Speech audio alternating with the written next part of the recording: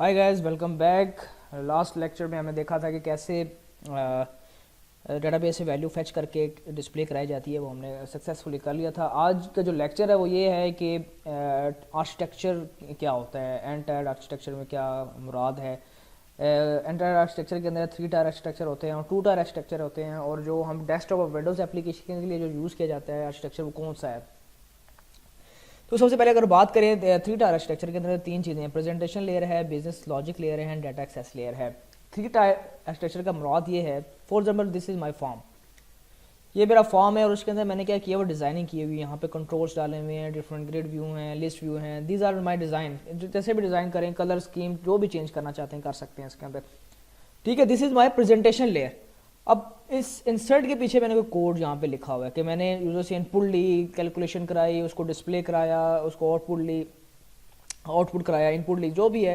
This is my word, this is my business logic layer, ठीक है, जो second step था। तो ये प्रेजेंटेशन लेयर है, दैन बिजनेस लॉजिक लेयर है। बिजनेस लॉजिक लेयर जो मैंने आपको बता दी कि बटन के पीछे जो कोड किया हुआ है, बिजनेस लॉजिक लेयर। और डाटा एक्सेस लेयर क्या होती है? डाटा एक्सेस लेयर क्या होती है? ये डाटाबेस के साथ कम्युनिकेट कराने के लिए हम यूज़ करते हैं, जिसके अंदर तमाम क्यूरीज पड़ी होती है, इंसर्ट की, डिलीट की, अपडेट की, सिलेक्शन की। तो कहने का मतलब ये है कि जो लॉजिक लेयर है उसमें से हम डाटाबेस की जो इन्फॉर्मेशन है, डाटाबेस कैसे कनेक्ट हुआ, डाटाबेस में कैसे क्यूरी एक्सिक्यूट हुई, वो हमने उठा के एक अलग सेपरेट फाइल के अंदर, फोल्डर के अंदर, प्रोजेक्ट के अंदर डाल सकते हैं, ठीक है। मतलब उसको तो एक थर्ड लेयर बना देते हैं। तो इसमें क्या हुआ, इसमें 3 डिफरेंट लेयर्स बन गई। प्रेजेंटेशन लेयर क्या है, जो डिज़ाइनर है वो अपनी डिज़ाइनिंग करेगा, जो बिजनेस लॉजिक लेयर में जो डेवलपर है वो अपनी डेवलपमेंट करेगा, और डाटा एक्सेस लेयर में जो डाटाबेस का डेवलपर होता है वो अपनी क्यूरीज को डिफाइन कर सकता है। तो इस तरह क्या हुआ, इसमें आप 3 काम पैरेलल कर रहे हैं, और 3 काम जब पैरेलल कर रहे हैं तो आपकी जो प्रोडक्शन की जो स्पीड है वो बढ़ गई है। पैरेलल हो रहे हैं ना, अगर जो काम 3 महीने में हो रहा था अब वो कितने महीने में होगा, 1 महीने में होगा, ठीक है। तो इससे क्या होता है, कोड की रीडेबिलिटी बढ़ जाती है, कोड की रीयूजेबिलिटी बढ़ जाती है, कोड एफिशिएंट हो जाता है, आपका जो कॉस्ट होती है टाइम की वो कम हो जाती है, ठीक है। तो आर्किटेक्चर में काम ज़्यादा किया जाता है। अच्छा, अब जो 3 टायर है ये तो मैंने बता दिया। अब 2 टायर आर्किटेक्चर क्या है? कुछ जो बड़े साइंटिस्ट हैं, बड़े जो ये कह लें कि .NET के जो डेवलपर हैं, उन्होंने कहा कि नहीं भाई, ये 3 टायर आर्किटेक्चर नहीं बनता, 3 टायर आर्किटेक्चर नहीं है, ये 2 टायर आर्किटेक्चर है। वो कैसे? उन्होंने ये इसका रीज़न इस तरह बताया कि अगर फॉर एग्जांपल आपने जब फॉर्म जब तक नहीं बनाएंगे, बटन जब तक नहीं बनाएंगे, तो उस बटन के पीछे जो कोड करने वाला वो कैसे कोड करेगा, ठीक है। सबसे पहले हमारे पास डिज़ाइन होगा तो कोड होगा, बटन बनेगा तो कोड होगा। अब इससे पहले इसका मतलब ये होगा जो प्रेजेंटेशन लेयर जो कंप्लीट होगी, देन उसके बाद डेवलपर का काम है वो उसमें काम करेगा। तो इस वजह से इसको मैंने यहाँ पे क्या लिखा हुआ है, यहाँ पे लिखा हुआ है प्रेजेंटेशन एंड लॉजिक लेयर, कि एक ही लेयर के अंदर दोनों काम हो रहे हैं। प्रेजेंटेशन भी उधर ही बन रही है और हमारी लॉजिक भी वहाँ बन रही है जी। प्रेजेंटेशन में मैंने ड्रैग एंड ड्रॉप वाले कंट्रोल्स डाल दिए बटन के पीछे, फिर जब बटन डल गया, बटन के पीछे हमने जब कोड किया, हमने यूजर से जो इनपुट थी वो ली। अब उस इनपुट को हमने कहाँ पे यूज़ करना है, हम डाटा में सेव कराना चाहते हैं तो डाटा में सेव करा दें, लेकिन कैसे करवाएंगे, यूजिंग थर्ड लेयर, ठीक है, second layer, that is called data access layer, ठीक है। डाटा एक्सेस लेयर के अंदर ओनली हमारी पास क्यूरीज पड़ी हुई है, ठीक है, और कुछ भी नहीं, नथिंग एल्स, सिर्फ और सिर्फ डाटाबेस के साथ कनेक्टिविटी, क्यूरीज और सब कुछ पड़ा हुआ है। अब डाटा एक्सेस लेयर कैसे बनती है, आपने इस पर तो काम किया हुआ है, प्रेजेंटेशन लॉजिक लेयर में काम किया हुआ है, ठीक है। अब जो .NET फ्रेमवर्क के अंदर जो हम आर्किटेक्चर यूज़ करते हैं, हम 2 टायर आर्किटेक्चर यूज़ करते हैं। जब भी आपको कहीं इंटरव्यू भी हो तो आप जब भी पूछें कि आप .NET फ्रेमवर्क के अंदर कितने tyre, .NET framework for Windows applications के लिए, सिर्फ विंडोज़ की एप्लीकेशन की बात कर रहा हूँ, वेब की बात नहीं कर रहा, सिर्फ विंडोज़ एप्लीकेशन के लिए कौन सा आर्किटेक्चर यूज़ करते हैं, 2 टायर आर्किटेक्चर यूज़ करते हैं। और इसको बनाने का तरीका क्या है कि प्रेजेंटेशन और लॉजिक लेयर तो हम बना सकते हैं इजीली, जो कि बनी हुई ऑलरेडी, ये आपकी प्रेजेंटेशन लेयर है, और जो आपका CS code that's your logic layer, तो इन दोनों का मर्ज आप बना चुके हैं। अब जो रह गया that is called data access layer. ये कैसे बनती है? Data access layer is just like another project, ठीक है। इस प्रोजेक्ट के अंदर हम डिफरेंट क्लासेस बनाते हैं, और क्लासेस के अंदर डिफरेंट क्यूरीज पड़ी होती हैं, उन क्यूरीज को कैसे एक्सेस करते हैं, आए उसका प्रैक्टिकल कर लेते हैं हम, ताकि जब प्रैक्टिकल करेंगे तो ईजिली आपको समझ आ जाएगा। अब मैं बनाने जा रहा हूँ डाटा एक्सेस लेयर। प्रोजेक्ट मेरा वही है जो लास्ट वीडियो में चल रहा था, ठीक है जी। अब मैंने क्या किया, नया प्रोजेक्ट बनाना है। जब आपने कोई फाइल नहीं ऐड करनी हो तो प्रोजेक्ट पे राइट क्लिक करके फाइल ऐड करते हैं। जब आपने कोई नया प्रोजेक्ट ऐड करना है तो इस सोल्यूशन पर राइट क्लिक करेंगे, ऐड न्यू प्रोजेक्ट, ठीक है जी। अब प्रोजेक्ट कौन सा आपने यहाँ से ऐड करना है, आपने यहाँ पे क्लास लाइब्रेरी का प्रोजेक्ट होगा क्लास।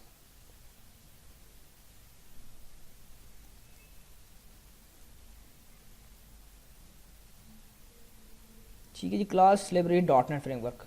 ठीक है, ये वाला आपने यूज़ करना है। किसी के पास सिंपल क्लास लाइब्रेरी होगा, किसी के पास क्लास लाइब्रेरी विंडोज़ 8.1 आ रहा होगा, तो जिनके पास क्लास लाइब्रेरी बिल्कुल सिंपल आ रहा है वो यूज़ करना है, और जिनके पास ये class library dot net framework के साथ आ रहा है वो आपने यूज़ करना है। और जो भी आप क्लास लाइब्रेरी यूज़ करेंगे वो इसके साथ फिजिबल नहीं है विंडोज़ एप्लीकेशन के साथ। ठीक है जी, या तो क्लास लाइब्रेरी सिंपल, उसका आगे कुछ नहीं लिखा होगा, वो आप यूज़ कर सकते हैं, plus class library dot net framework. ठीक है, जिसका नाम मैं ले रहा हूँ DAL, डाटा एक्सेस लेयर। ठीक है, ये मेरे पास एक प्रोजेक्ट बन गया है डाटा एक्सेस लेयर के नाम से। इसके अंदर एक क्लास बाय डिफ़ॉल्ट बनी हुई है, इसको मैं कर देता हूँ डिलीट। ठीक है, अब क्या करना है, मैंने डाटा एक्सेस लेयर के अंदर 2 फोल्डर्स बनाने हैं। कितने बनाने फोल्डर बनाने हैं? 2 फोल्डर्स। ऐड फोल्डर, एक फोल्डर का नाम मैंने दे देना है एंटिटीज़। ठीक है, दूसरे फोल्डर का नाम मैंने देना है दैट इज कॉल्ड ऑपरेशंस। ठीक है, 2 फोल्डर बनाए, एंटिटीज़ और ऑपरेशंस। एंटिटीज़ के अंदर आपके जितने भी डेटाबेस के टेबल हैं उनकी क्लासेस आएंगी यहाँ पे। ठीक है, अगर आपके पास एम्प्लॉय का टेबल पड़ा हुआ है तो यहाँ पे एम्प्लॉय की क्लास आएगी, अगर आपके पास डिपार्टमेंट का टेबल पड़ा हुआ है तो डिपार्टमेंट की क्लास आएगी, अगर बिल्डिंग का पड़ा हुआ है बिल्डिंग आएगा, स्टूडेंट है तो स्टूडेंट की क्लास आएगी, एंड सो ऑन। अभी जो हम एग्जाम्पल लेकर चल रहे हैं वो एग्जाम्पल क्या है जी, कि हमारे पास एम्प्लॉय का डेटाबेस पड़ा हुआ है, एम्प्लॉय का टेबल सॉरी पड़ा हुआ है। अब इस एम्प्लॉय के टेबल को हम क्या करते हैं, मैप करते हैं इस एंटिटी फोल्डर के अंदर। अब क्या करना है, आपने एंटिटी फोल्डर पर राइट क्लिक करें, ऐड न्यू क्लास, और इस क्लास का नाम देना है आपने एम्प्लॉय, लेकिन इसके साथ एक प्रीफिक्स अल्फ़ाबेट डालना पड़ेगा that is called E represent for entity. ठीक है, तो आपका नाम क्या हो जाएगा, ई एम्प्लॉय। ठीक है, इसको मैंने कर दिया ऐड। अच्छा, अब इस ई एम्प्लॉय के अंदर मैंने प्रॉपर्टीज डिफाइन करनी है, प्रॉपर्टी। अब प्रॉपर्टी क्या होता है, property is the extended form of attributes. Attributes क्या होते हैं, प्राइवेट मेंबर्स होते हैं किसी भी क्लास के, लेकिन जो प्रॉपर्टी होती है उसमें गेटर और सेटर मेथड्स अवेलेबल होते हैं। ठीक है, तो उसको हम कैसे लिखते हैं जी, पब्लिक, उसके बाद हमारा जी पहला एट्रीब्यूट क्या है जी, आईडी है, इंटीजर आईडी, और उसके साथ हम लिख देंगे गेट एट सेट। ठीक है, जो गेट एट सेट लिख रहे हैं इसको हम इसको एक और ज़बान जो टेक्निकल ज़बान है उसको हम कहते हैं जी एक्सेसर एंड म्यूटेटर्स। ठीक है, get stand for accessor and set stand for mutators. ठीक है, नेक्स्ट जो प्रॉपर्टी है वो कौन सी है जी, हमारे पास स्ट्रिंग नेम है वो वारचार है, इसके स्ट्रिंग डाटा टाइप यहाँ पे लिख रहा हूँ नेम। जो नेम आपने डाटाबेस में रखे हैं वही नेम आपने यहाँ भी रखने। पब्लिक, उसके बाद फिर स्ट्रिंग ईमेल गेट और सेट, देन हमारे पास public string gender get and set, उसके बाद public string skills get and set. ठीक है जी, फिर public string country get and set.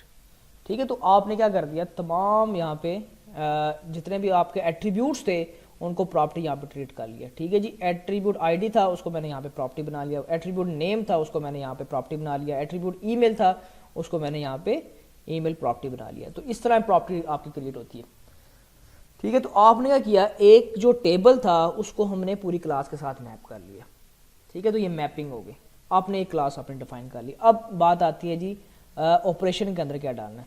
जिस क्लास की आप एंटिटी डालोगे, जिस क्लास की आप प्रॉपर्टीज बनाओगे, उसी क्लास के आपने ऑपरेशंस भी बनाने हैं।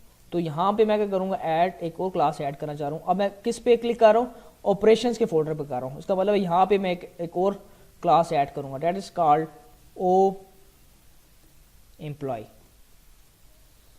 ठीक है जी, अब ओ एम्प्लॉय क्या करता है, ओ एम्प्लॉय के अंदर वो तमाम मेथड्स आएंगे जो कि एम्प्लॉय को मॉडिफाई या यूज़ करने के लिए यूज़ करते हैं। फॉर एग्जांपल एम्प्लॉय में इंसर्ट कर सकते हैं, फॉर एग्जांपल एम्प्लॉय में हम डिलीट कर सकते हैं, अपडेट कर सकते हैं, सेलेक्ट कर सकते हैं। तो वो तमाम मेथड्स यहाँ पे आएंगे। जस्ट लाइक मैं कहता हूँ जी वॉइड इंसर्ट। ठीक है, एक मेथड ये आ गया। फिर मैं कहता हूँ जी वॉइड डिलीट, एक मेथड ये आ गया। फिर मैं कहता हूँ जी वॉइड अपडेट, एक मेथड ये आ गया। फिर कहता हूँ जी वॉइड सिलेक्ट एक मेथड ये आ गया। ठीक है जी, मेथड्स बाय डिफॉल्ट क्या होते हैं जी, पब्लिक होते हैं, तो पब्लिक लाजमी डाले मेथड के साथ, पब्लिक पब्लिक पब्लिक। तो ये सिंपल एक स्ट्रक्चर मैंने बना दिया आपके सामने कि इसके अंदर तमाम वो क्रूड ऑपरेशंस होंगे। ठीक है जी, ओ एम्प्लॉय के अंदर क्रूड ऑपरेशन होंगे, create, read, update, delete, 4 main जो फंक्शंस होते हैं वो होते हैं। और किसके होंगे, जिसकी आप क्लास बना रहे हैं। फॉर एग्जांपल एम्प्लॉय का ऑपरेशन क्लास बना रहे हैं तो एम्प्लॉय के ही इंसर्ट, डिलीट, अपडेट करेंगे, किसी और टेबल के अंदर यहाँ पे नहीं वैल्यू डाल सकते। फॉर एग्जांपल डिपार्टमेंट को आपने डिलीट करना है तो उसका मेथड यहाँ नहीं होगा, उसके लिए डिपार्टमेंट के लिए आप ज़्यादा क्लास बनाओगे, और डिपार्टमेंट ई डिपार्टमेंट बनेगा, फिर और डिपार्टमेंट बनेगा। इसी तरह बिल्डिंग अगर आपके पास टेबल पड़ा हुआ है तो ई बिल्डिंग की क्लास बनेगी, और बिल्डिंग की क्लास बनेगी। इसी तरह स्टूडेंट की अगर टेबल बना हुआ है डेटाबेस के अंदर तो ई स्टूडेंट बनेगा और ओ स्टूडेंट बनेगा। ठीक है, डेटाबेस में अगर एक टेबल है उसके अगेंस्ट में आपके पास डाटा एक्सेस में 2 क्लासेस बन रही हैं, एक एंटिटी की बन रही है और एक ऑपरेशन की बन रही है।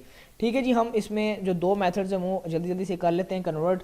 एक हम इंसर्ट का कर लेते हैं और एक हम सिलेक्ट का कर लेते हैं, क्योंकि हमने यही लास्ट टाइम एग्जाम्पल में किया था। अच्छा, इसका जो कोड है, फॉर एग्जाम्पल ये कोड कहाँ से आ रहा है, इंसर्ट का कोड ये मैं वहाँ से कॉपी कर लेता हूँ इस एग्जाम्पल में, जस्ट लाइक दिस वन। इसमें जो कोड था जी क्यूरी वाला, दिस वन, इसको मैं यहाँ से रोज फैक्ट्री तक कॉपी कर लेता हूँ, यहाँ पेस्ट कर देता हूँ। ठीक है जी, अब क्या कह रहा है यहाँ पे वही मुझे ऊपर नेम स्पेस ऐड करनी पड़ेंगी। कौन सी नेम स्पेस ऐड करूँगा जी, using system dot data dot SQL client. ठीक है जी, अब ये बिल्कुल हमारे पास यहाँ पे सेट हो गया काम। ठीक है जी, मैंने कोड वहाँ से कॉपी किया, यहाँ पेस्ट कर दिया है। अब ये क्या कह रहा है, यहाँ पे कुछ एरर दे रहा है, कह रहा है कि नेम नहीं पता क्या चीज़ है, ईमेल पता नहीं क्या चीज़ है, क्योंकि ये जो नेम, ईमेल, जेंडर और स्किल्स क्या था, ये मैंने वहाँ पे एक वेरिएबल्स बनाए हुए थे, वो पास हो रहे थे। अब क्या होगा, अब आपका वो चीज़ कोड से निकल कर डाटा एक्सेस लेयर के अंदर आ गई है। अब आपने क्या करना है, कम्युनिकेशन बिटवीन क्लासेस करना है कि एक क्लास के अंदर कैसे वैल्यू पास करनी है, दूसरी क्लास के अंदर कैसे वैल्यू पास करनी है। तो वो जो मैंने यही कहा था, जब क्लासेस के दरमियान में कम्युनिकेशन करवा रहे होते हैं, यूजिंग ऑब्जेक्ट्स करवा रहे होते हैं, तो क्या होगा, वहाँ से ऑब्जेक्ट पास होगा, यहाँ पे इस इंसर्ट के मेथड के अंदर रिसीव होगा। अगर वहाँ से ऑब्जेक्ट की बात करें तो ये name, email, gender, skill, country क्या है, ये क्या है, प्रॉपर्टीज़ हैं, ये एट्रीब्यूट्स हैं। तो इसका मतलब है कि हमने प्रॉपर्टी वाली एक क्लास बनाई हुई है जिसका नाम क्या है जी, ई एम्प्लॉय। ठीक है जी, अब ई एम्प्लॉय वो कह रहा है कि डज नॉट एग्जिस्ट, वो यहाँ पे लाई नहीं कर रहा। क्यों नहीं लाई कर रहा, इसका मतलब है कि आपने जो क्लास बनाई हुई है ऑपरेशन ओ एम्प्लॉय, वो ऑपरेशन के फोल्डर के अंदर पड़ी हुई है, और जो एंटिटी ई एम्प्लॉय की क्लास जो पड़ी हुई है वो एंटिटीज फोल्डर के अंदर पड़ी हुई है। तो इन दोनों की जो नेम स्पेस है वो डिफरेंट है। फॉर एग्जाम्पल ई एम्प्लॉय करूँ तो इसकी नेम स्पेस क्या है जी, डी एल डॉट एंटिटीज, और ओ एम्प्लॉय की मैं नेम स्पेस करूँ तो लिखा हुआ है डी एल डॉट ऑपरेशंस। ठीक है, दोनों की नेम स्पेस बराबर नहीं है। इसका मतलब अगर मैंने इस क्लास को इधर एक्सेस करना है तो मुझे ऊपर इसकी नेम स्पेस देनी पड़ेगी, using data access layer dot entities. ठीक है जी, अब मैंने ऊपर लिखा है तो देखें ये ग्रीन होगी लाइट इसकी, ई एम्प्लॉय कर दिया इसको। यहाँ पे हमने ऑब्जेक्ट का नाम लिखा ई एम पी। अब मैंने क्या करना है, इस ई एम पी के अंदर जो प्रॉपर्टीज़ हैं वो यहाँ पे इनिशियलाइज करें। नेम की जगह क्या आ जाएगा, E M P dot name, simple. Email की जगह क्या आ जाएगा जी, E M P dot email. फिर जेंडर की जगह क्या आ जाएगा, E M P dot gender. ठीक है, तो स्किल के अंदर क्या आएगा जी, E M P dot skills. और कंट्री में क्या आ जाएगा जी, E M P dot country. Right हो गया। तो इस तरह आपने इस क्यूरी को एक्सिक्यूट करा। उसके बाद क्या रहा है जी, अफेक्टेड रो है, तो अफेक्टेड रो के अंदर हम यहाँ चेक लगा सकते हैं, इफ ग्रेटर देन रो है तो यहीं मैसेज बॉक्स डिस्प्ले करा दें। मैसेज बॉक्स का जितना भी काम है वो आपने सिर्फ प्रेजेंटेशन लेयर में करना है। यहाँ पे सिर्फ क्यूरी एक्सिक्यूट करना है, जो चीज़ यहाँ से रिटर्न कराना चाहते हो रिटर्न करवा दें। आप रिटर्न करा दें जी अफेक्टेड रोज यहाँ से। अब मैं जब अफेक्टेड रो यहाँ से रिटर्न कर रहा हूँ, कह रहा है जी मसला है, आप रिटर्न नहीं करा सकते क्योंकि यहाँ पे आपने क्या दिया वो वॉइड, तो वॉइड की जगह आप कर देंगे इंटीजर। ठीक हो गया। तो अब हम क्या करते हैं, इस क्लास इस डाटा एक्सेस लेयर के थ्रू हम क्या करते हैं, प्रेजेंटेशन लेयर के थ्रू यहाँ पे इंसर्शन करवाते हैं। फॉर एग्जाम्पल मैं मेन फॉर्म पे जाता हूँ, this is my main form. इसके अंदर जो डाटाबेस के साथ कनेक्टिविटी हो रही थी इसको मैं फ़िलहाल अभी इसको कर देते हैं ऐसे, कमेंट कर देता हूँ मैं। ठीक है, अब मैंने यहाँ पे क्या करना है, क्लासेस के ऑब्जेक्ट्स बनाने हैं, इसको मैं कमेंट कर देता हूँ। अब मैंने यहाँ पे 2 ऑब्जेक्ट्स बनाने हैं। कौन कौन से ऑब्जेक्ट बनाने हैं, एक तो मैंने ई एम्प्लॉय का ऑब्जेक्ट बनाना है और दूसरा ऑब्जेक्ट कौन सा बनाना है जी, ओ एम्प्लॉय का ऑब्जेक्ट बनाना है, तो वो देखते हैं यहाँ पे एक्सेस हो रही है या नहीं हो रही। ई एम्प्लॉय मैंने बना रहा तो वो इसको एक्सेस ही नहीं कर रहा। ई एम्प्लॉय वो कह रहा है does not exist in this current context, ये एग्जांपल भी बता रहा हूँ, does not exist in the current context. ये जी ई एम्प्लॉय की कोई क्लास नहीं पड़ी हुई। ठीक है जी, अब बात आती है क्यों नहीं पड़ी हुई, क्योंकि डाटा एक्सेस लेयर जो है वो एक अलहदा प्रोजेक्ट है और आप जो प्रेजेंटेशन बना रहे हैं वो अलहदा एक प्रोजेक्ट पे है। तो जब दो प्रोजेक्ट्स आपस में कम्युनिकेट करवाने हो तो आप क्या करते हैं, रेफरेंस देते हैं। मैं यहाँ पे करूँगा जी ऐड रेफरेंस, और यहाँ पे मैं करूँगा जी प्रोजेक्ट्स पे क्लिक, सोल्यूशन पे। तो यहाँ पे मेरे देखें जितने भी मेरे इस प्रोजेक्ट के अंदर, सोल्यूशन के अंदर जितने भी प्रोजेक्ट पड़े होंगे ना वो यहाँ पे आ जाएंगे। अब ये कह रहा है डाटा एक्सेस लेयर, मैं कहता हूँ जी ओके इसको इंसर्ट कर दो मेरे प्रोजेक्ट के अंदर, मैंने रेफरेंस दे दिया। ठीक है जी, अब भी वो कह रहा है कि दिस इज़ नॉट अवेलेबल। अब इसके लिए क्या करूँगा, मैं टॉप पे जाऊँगा और यहाँ पे लिखूँगा जी using data access layer. Data access layer अभी भी मेरे पास एक्सेस नहीं हो रही। ठीक है, इसकी क्या वजह है, इसकी वजह ये है कि मैंने ई एम्प्लॉय और ओ एम्प्लॉय को प्राइवेट रखा हुआ है। तो मैं जब इसको पब्लिक कर दूंगा, दिस पब्लिक क्लास, और इसको भी मैं क्लास को पब्लिक करूंगा, ओ एम्प्लॉय क्लास को, तो तब मेरे लिए ये एक्सेसिबल होंगे। ठीक है जी, अब मैं करता हूँ यूजिंग डाटा एक्सेस लेयर। ठीक है जी, डॉट एंटिटीज, देखें जब एक्सेसिबल है ना, तो याद रखें आपकी जो क्लासेस होनी चाहिए वो पब्लिक होनी चाहिए। बाय डिफ़ॉल्ट अगर कोई आपने उसने एक्सेस मॉडिफाई नहीं रखा हुआ बैक साइड पे तो वो प्राइवेट होती हैं। अब मैंने एंट्रीज और ऑपरेशंस की दोनों नेम स्पेस यहाँ ऐड कर दी हैं। अब मैं यहाँ पे दो ऑब्जेक्ट यहाँ पे करूँगा जी, E M P equal to new employ, एक ऑब्जेक्ट ये बना, O employ equal to E M P operation equal to new employ. ठीक है जी, दो ऑब्जेक्ट बन गए। ई एम पी के अंदर मैं इसकी प्रॉपर्टीज़ को रेंडर करूँगा, सेट करूँगा, प्रॉपर्टी को सेट करूँगा। कैसे जी, मेरे जो वेरिएबल लिखे हुए हैं, name E M P email equal to email. ठीक है जी, E M P gender equal to gender. ठीक है जी, E M P skills equal to skills. ठीक है जी, E M P country equal to country. ठीक है, तो यहाँ पे मैंने वही प्रॉपर्टी क्या होती है, गेट और सेट। अब यहाँ पे जो प्रॉपर्टी हो रही है वो क्या हो रही है, यहाँ पे सेट हो रही है। ठीक है, जब इसको मैं पास करूँगा उसके अंदर मेथड के अंदर, तो वहाँ पे क्या हो रही होगी, गेट हो रही होगी। तो E M P O P जो फंक्शन है वो किसका है जी, ऑपरेशन का है। ऑपरेशन की क्लास के अंदर पड़ा हुआ है मेथड इंसर्ट का। ठीक है, उस इंसर्ट के अंदर जा रहा है जी मेथड ऑब्जेक्ट जा रहा है ई एम पी का। अब बात समझाइए कि हमने तमाम इन्फॉर्मेशन एक कैप्सूल में बंद कर दी, इनकैप्सुलेट कर दिया ना इसको। इनकैप्सुलेशन का यहाँ कॉन्सेप्ट चल रहा है कि जी हमने तमाम इन्फॉर्मेशन एक इनकैप्सुलेट कर दी, उस इनकैप्सुलेशन को मैंने आगे पास कर दिया। अब ई एम पी के अंदर तमाम एट्रीब्यूट्स पड़े हुए उस क्लास के अंदर, वो आगे जाके एक्सेस हो जाएंगे। ठीक है, अब ये जो चीज़ क्या रिटर्न करा रहा था, ये हमारे पास हम यहाँ पे लिख लेते हैं जी int affected rows equal to, क्योंकि वहाँ से इंटीजर रिटर्न कर रहा था तो यहाँ पे हम इसका चेक लगा सकते हैं कि जी आया। देखें जी, if affected rows greater than 0 है तो इंसर्टेड है, अदरवाइज नहीं इंसर्टेड। राइट हो गया। यहाँ पे वो दूसरा मेथड भी लगा लेते हैं, बाइट ग्रेड व्यू यूजिंग। ठीक हो गया, ये दो मेथड्स मैंने यहाँ पे कॉल करा दिए। अब क्या करते हैं, इसको मैं रन करके देखता हूँ कि मेरे पास ये कोड चल रहा है नहीं चल रहा। कि अब मैंने डाटा एक्सेस लेयर के थ्रू कॉल करवा रहा हूँ। ठीक है, मैंने यहाँ से जो डाटाबेस की जो इन्फॉर्मेशन थी ख़त्म कर दी हुई है। ठीक हो गया, अब मैं यहाँ पे करता हूँ जी, ठीक है जी, नई इन्फॉर्मेशन ऐड करते हैं।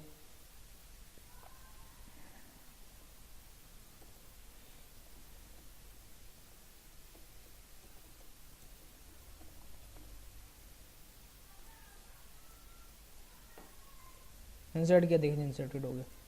ठीक है, यूजिंग किस से, यूजिंग हमने डाटा एक्सेस लेयर के साथ इसको इंसर्ट करवाया है। ठीक है, तो ये हमने उस मेथड के साथ इंसर्ट करवा दिया है डाटा एक्सेस लेयर के साथ। अब मैं क्या करता हूँ, डाटा एक्सेस लेयर के थ्रू रहते हुए मैं क्या करता हूँ, गेट करवाता हूँ। इसका मतलब यहाँ मुझे मेथड वो लिखना पड़ेगा। ठीक है जी, जो मैंने क्यूरी श्यूरी लिखनी है वो यहाँ पे लिखनी है।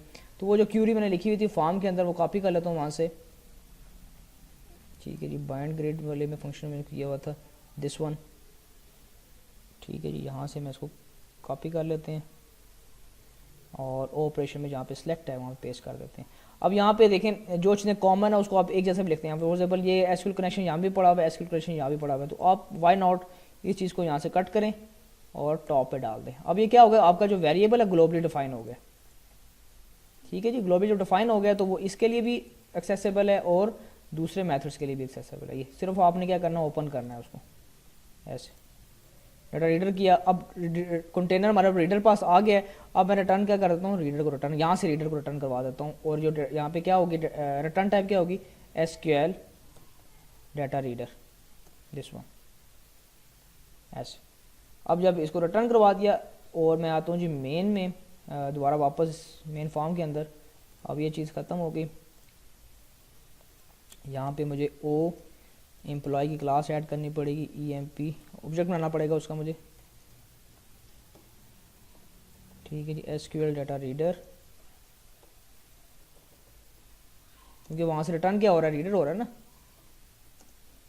Data reader, reader is equal to employ operations dot select, ठीक है। ये मैंने सेलेक्ट किया, इसके पास रिकॉर्ड आया और इसने मुझे डिस्प्ले करा दिया, ठीक है जी। अब क्या होगा, ये मेरे पास जो भी रिकॉर्ड शो हो रहा है वो यूजिंग डाटा एक्सेस लेयर हो रहा है। अब यहाँ पे देखें डाटाबेस के साथ कोई कनेक्टिविटी नहीं, यहाँ पे उसको मैंने चीज़ कमेंट करके किया हुआ है। जो भी इन्फॉर्मेशन चल रही है वो ओ एम्प्लॉय से चल रही है, ओ एम्प्लॉय के अंदर मैंने सब कुछ यहाँ पे करवाया हुआ काम, ठीक है जी। कनेक्शन को यहाँ क्लोज भी कर दें, ठीक है। ऊपर वाले मेथड में भी ऐसे ही करें, क्लोज लाजमी करें। जब भी आप कनेक्शन ओरिएंटेड यूज़ करें तो क्लोज लाजमी करें अपने कनेक्शन को, ठीक है जी। अब मैं चला के देखता हूँ,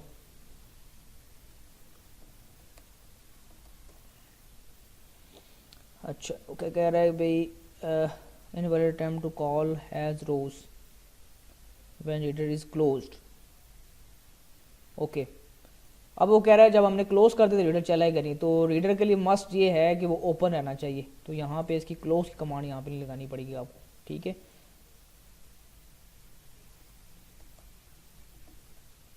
ठीक है, ये देखें जी, आपके पास यूजिंग डाटा एक्सेस लेयर के साथ आप डाटा को एक्सेस भी कर सकते हैं।